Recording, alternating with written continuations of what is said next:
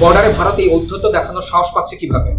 কারণ ভারত গত 55 বছর ধরেই দেখেছে বাংলাদেশে কোনো ধর্মনিরপেক্ষ গণতান্ত্রিক রাষ্ট্র ভারতের অন্যায় এবং জুলুমের প্রতিবাদ করেনি, বরং সরকারে থাকা কিছু লোকজনই ভারতের অন্যায়ের পক্ষে বয়ান প্রচার করেছে।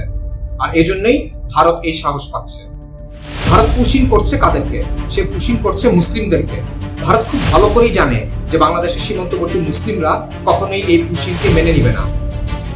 ভারত আমাদেরকে এমন একটা ডিলেমার মধ্যে ফেলে দিয়েছে যে আমরা যদি তার ঠেলে দেওয়া এই মুসলিম ভাইদেরকে গ্রহণ না করি তাহলে মজলুমের পক্ষে দাঁড়ানো হলো না, আবার যদি তাদেরকে গ্রহণ করি তাহলে ভারতের অন্যায় এবং জুলুমের প্রতি মাথা নত করে দেওয়া হলো।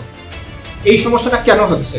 এই সমস্যাটা হচ্ছে আমাদের জাতীয়তাবাদী সীমান্তের জন্য, আমাদের বর্ডারের জন্য।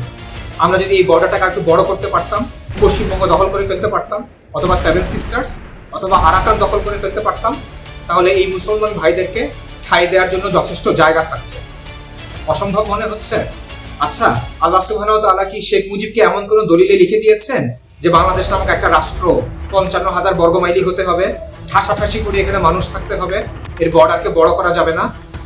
এই ধরনের একটা সমস্যা হতে পারে এটা জেনেই আল্লাহ সুবহানাহু ওয়া তাআলা অনেক আগেই আমাদেরকে এই সমস্যার সমাধান দিয়ে দিয়েছেন সূরা নিসার 75 নম্বর আয়াতে।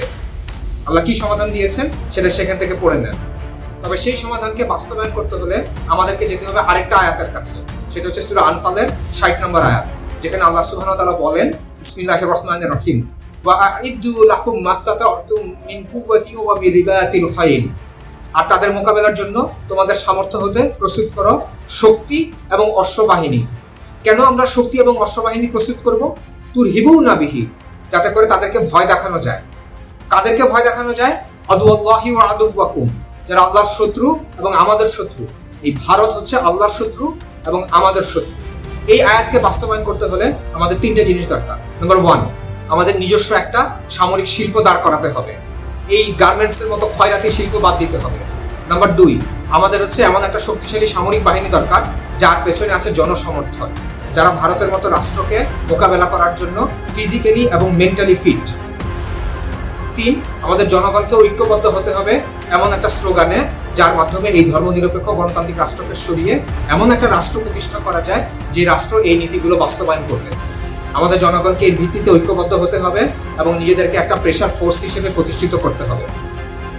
এই জাতীয়তাবাদী বর্ডার বাদ দেন, বাংলাদেশের অনেক বড় বড় সমস্যার সমাধান হয়ে যাবে। জনসংখ্যার সমস্যা সমাধান হয়ে যাবে, ট্রাফিক সমস্যা সমাধান হয়ে যাবে, খাদ্য নিরাপত্তার সমস্যা সমাধান হয়ে যাবে।